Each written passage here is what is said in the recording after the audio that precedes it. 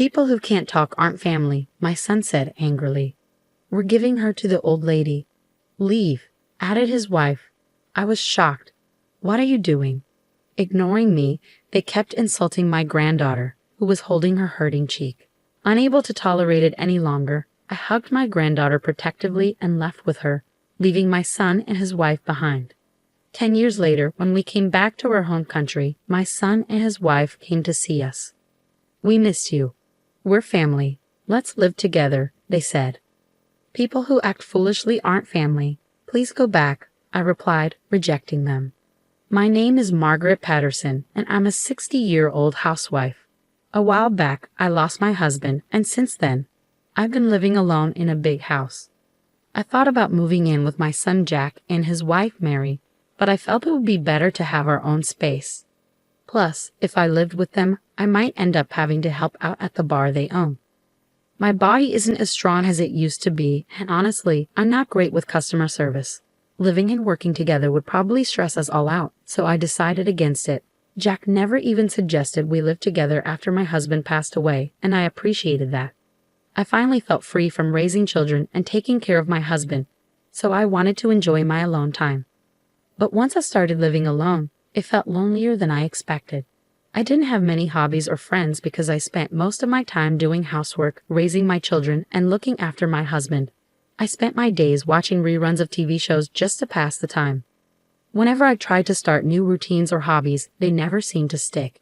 For me, the highlight of my dull days was spending time with my two granddaughters, Emily and Lily. Emily is 10 years old and Lily is 6. They're both adorable girls. Emily is beautiful and acts mature for her age, while Lily is a bit clumsy and quiet. She often gets compared to her older sister and feels left out. I love both of them, but I feel especially close to Lily. I can tell she doesn't get much love from her parents or sister, and it breaks my heart. Every couple of months, my son Jack and his wife, Mary, would bring my granddaughters to visit. Emily would rush to me, full of joy, her innocent smile lighting up the room. She always looked so neat in her new clothes, with her hair perfectly styled. But Lily, on the other hand, wore Emily's old clothes, and her hair was often messy. She used to be talkative, but lately she seemed quieter and more withdrawn. Unlike Emily's bright smile, Lily often looked sad. After greeting Emily, I knelt down in front of Lily and spoke gently to her. Lily, my dear, welcome. I'm so glad you're here. Today, I've prepared some of your favorite sweets. Let's enjoy them together. Okay, Grandma, what about my sweets? Don't worry, Lily. I've got some for you too. Let's go have them together. As I walked hand in hand with the girls, Jack and Mary stepped out of the car and greeted me. Hi, Mom. It's been a while. Here's a souvenir for you. Oh, thank you. How have you both been? Feel free to make yourselves comfortable. Thanks, Mom. I warmly welcomed my son, daughter-in-law, and granddaughters into my home, serving them tea and treats while we chatted.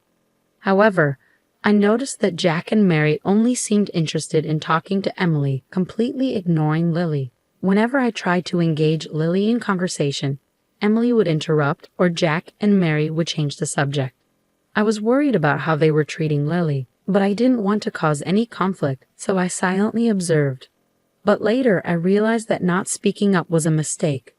One day, I went to visit Jack and Mary's house, bringing along some sweets for everyone. As I reached to ring the doorbell, I overheard Jack shouting from inside. Why are you always so quiet? Can't you say something? I was startled. As I reached for the front door, it opened easily. Without hesitation, I took off my shoes and made my way down the hallway. Upstairs, I could hear voices. You know it's because you don't talk at school that I feel embarrassed, right? As I climbed the stairs, the shouting continued, followed by a sharp, dry sound. When I opened the door where the noise was coming from, I saw Jack and Mary scolding Lily, who was sitting on the floor, while Emily was holding her hand as if in pain. Lily looked like she was about to cry, holding her cheek, while Emily seemed to be in pain, waving her hand around. Hey, Lily, did your sister hit you? Why don't you say it hurts? If you can't speak, then you're not part of this family. Leave. We'll send you away. What on earth do you think you're doing? I pushed past my son and his wife, and Emily immediately hugged Lily, who was sitting on the floor, to shield her. I gave them a stern look. They were taken aback for a moment, but then composed themselves. Mom, why did you just barge in like that? You should have knocked first. Jack scolded. Yeah, Margaret, that was quite rude of you, Mary chimed in. What's truly rude is how you're treating this little girl, I retorted firmly. Jack, aren't you supposed to be a father? How can you stand there and berate your own child? And Emily, why did you hit your sister? It was the first time I raised my voice at Emily. She appeared frightened for a moment, then hung her head and murmured, I don't know. Mary quickly pulled Emily into a hug and shot me a hostile look. Please don't blame Emily, she said sharply. I met Mary's glare with an unwavering gaze. Shielding Emily after she hurt her sister isn't how a mother should react. Jack, who had been observing, pointed accusingly at me and shouted, Mom, what's gotten into you? Leave that fool alone. The real fools here are you two. Apologize to Lily, I demanded, standing my ground. Was going to apologize? None of them seemed remorseful and continued to insult Lily without hesitation. Lily, nestled in my arms, weakly clung to my clothes, her expression vacant. Had they been mistreating her like this all along? Before I could fully process the situation, I lifted Lily protectively and declared, I'll be taking care of Lily. I can't leave her here. With that, I stormed out of the room, leaving the three of them stunned behind me. After a moment of stillness, Jack hurried after me, a smirk playing on his lips. Thanks, Mom. I didn't know how to deal with this mute. Stunned by my son's callous words, I was taken aback when Mary emerged from behind him, holding a worn-out bag and a backpack. Here are Lily's things. Please take care of her, Mary said brusquely, thrusting the bags into my hands. Lily and I exchanged shocked glances as we looked up at the faces of my son and daughter-in-law. It was evident that they were pleased to see Lily leaving their home. Stunned by what had transpired, I left their house without uttering a word. In silence, Lily and I returned home, where I gently removed her shoes at the entrance. Then, I noticed Lily sniffling.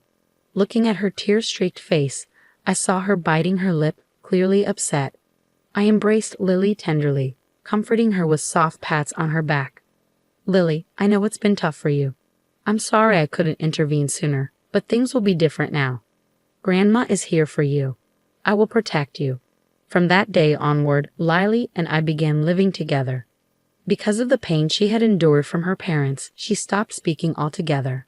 Even a simple good morning seemed beyond her ability to vocalize. Her teacher informed me that she couldn't communicate with her classmates or teachers at school.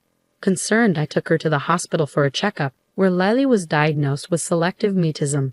The doctor explained that the severe stress caused by her parents and sister had triggered intense anxiety and fear, rendering her unable to speak, no matter how hard she tried. However, the doctor reassured me that as Lily adjusted to her new environment, she would gradually regain her ability to speak. On the journey home from the hospital, I bought Lily a cute notebook and a pen. Listen, Lily, if there's anything you want to say to me or anyone else, write it in this notebook. Draw pictures or write words, then try saying the words out loud, even if it's just a little bit at a time, okay? Lily eagerly opened the notebook and started writing with the pen. As I watched quietly, she showed me the page she had been working on. It said, "Thank you, Grandma," with a little drawing of my face. Lily then tried to say the words aloud, but she struggled and looked down, feeling disappointed. "Lily, you're doing really well. Keep going, one step at a time. You're doing great, gold star for you," I encouraged her as I gently patted her head. Lily looked up and managed a small smile. Lily began using the notebook and pen I gave her to communicate at school, and it seems she's gaining confidence. Over time, she gradually learns to speak, and 2 years later, she's able to talk normally. Grandma, let me tell you about today at school." Every day when Lily returned home, she eagerly shared the events of her day with me. Seeing her fully recovered and full of life filled my heart with joy and relief. Then one day, I attended a parent-teacher conference at Lily's school. As we entered the classroom, a friendly-looking teacher greeted us. Both Lily and I greeted her back with a cheerful "Hello, teacher," before taking our seats. As I discussed Lily's progress at school and at home, she sat nervously in her chair. "Lily's grades have been steadily improving since last year. Take a look at her report card," the teacher said, showing us her grades. The chart showed a consistent upward trend since Lily started living with me, with a significant improvement recently. "I'm sure her dedication to studying is paying off. She's been tackling difficult books and solving complex problems almost every day, I said, giving Lily's head a gentle pat. Ever since she found her voice, she had shown a keen interest in studying at home. She would dive into challenging books and tackle difficult problems, and on test days, she'd proudly present me with perfect scores. I framed and hung up all her perfect test papers, feeling a swell of pride every time I looked at them. I see. In that case, how about having her take an IQ test at the hospital? Suggested the teacher. IQ test? I asked for more details, and the teacher explained. Lily might be gifted. Gifted? I repeated, unsure of what it meant. The teacher clarified that gifted children are naturally very intelligent. Lily seemed to possess a level of intelligence comparable to, if not exceeding, that of an adult. The teacher suggested that it might be beneficial to have an IQ test done so we could ensure she receives an education suitable for her exceptional talents. So without hesitation, I took Lily to the hospital for an IQ test. As the teacher suspected, Lily was indeed gifted. I was astonished to discover Lily's exceptional ability. When I asked her how she found her studies in elementary school, she responded with a bored expression. To be honest, it's too easy and boring. I want to study something more challenging, but when I tell the teacher, they seem confused, she explained. Her words got me thinking. Could Lily pursue the kind of studies she desired in America? It seemed like the subject she wanted to delve into were at a middle school or high school level. But could Lily, who hadn't even finished elementary school, handle that? I discussed this with her homeroom teacher, who told me about the grade skipping system in the U.S. The teacher suggested that if Lily went to America, she could pursue the challenging studies she desired. It dawned on me that my late husband's brother was living and working in America. Though we hadn't been in touch since my husband's passing, he might be able to assist us in some way. Upon reaching out and consulting with him, he expressed his willingness to support our move to the U.S. Feeling relieved, I proposed the idea of studying abroad in America to Lily. I'd like to go if Grandma is coming too, but I want to graduate from elementary school with my friends first, she replied. Okay, I understand. I'll also start learning English by the time you graduate, I replied. Lily smiled, relieved. She made many cherished memories in elementary school and graduated smoothly. Since we had exchanged contact information, she could stay in touch with her friends even from overseas. However, I decided not to mention the plan of studying abroad to Jack and Mary. I was afraid they might try to interfere if they found out about Lily's giftedness, possibly even trying to take her back. Lily quickly adapted to life in the U.S. and excelled academically by skipping grades. I supported her wholeheartedly. Seeing Lily enjoying studying more than ever, I felt truly grateful that we had come to the U.S. Her talent was truly remarkable. After a few years of studying in the U.S., she enrolled at Harvard University, where she studied business. Before I knew it, she had founded her own successful company. I want to repay my grandma, Lily said enthusiastically. For me, Lily has already repaid me more than enough. She's grown into an incredible adult, I replied, feeling immensely proud of her accomplishments. Her achievements garnered attention from American news outlets, spreading her fame worldwide. It's likely that Lily's name is now recognized globally. I wonder what Jack and Mary think of her success. I would be satisfied if they regret how they treated her. I mused to myself. 10 years after Lily started her company, we returned to our home country for work reasons. Settling into a new apartment, we were surprised when the doorbell rang unexpectedly. Assuming it might be a routine notice, I opened the door without suspicion. It's been some time, Mom. Have you been all right? Jack and Mary stood before me, and I couldn't help but feel uneasy at their presence. I had changed my contact information and moved far away from my previous residence. How did they manage to find me here? I wondered. Ignoring my bewilderment, Mary called out into the house. Hey, Lily, are you here? It's your mom. I've come to see you after so long. What do you want? Please don't come near my daughter, I stated firmly. Don't be distant, Mom.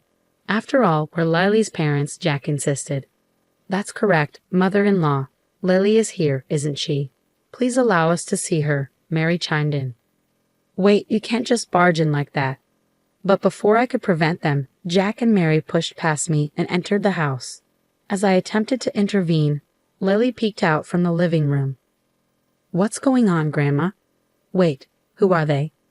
Lily appeared surprised by the unexpected visitors. I felt awkward and turned my face away, unsure of how to react. Meanwhile, my son and his wife appeared delighted to finally see Lily. "Oh, Lily, I've missed you so much. You've grown up so beautifully," Mary exclaimed, reaching out to hug her. But Lily shrugged off her arms. "If you want to talk, I'll be in the living room. I'll make some tea, so please wait there," Lily said icily, heading to the kitchen to prepare tea. With a chilly tone, Lily began making tea in the kitchen. Jack and Mary made themselves comfortable on the sofa and eagerly engaged in one-sided conversation with her, reminiscing about the past.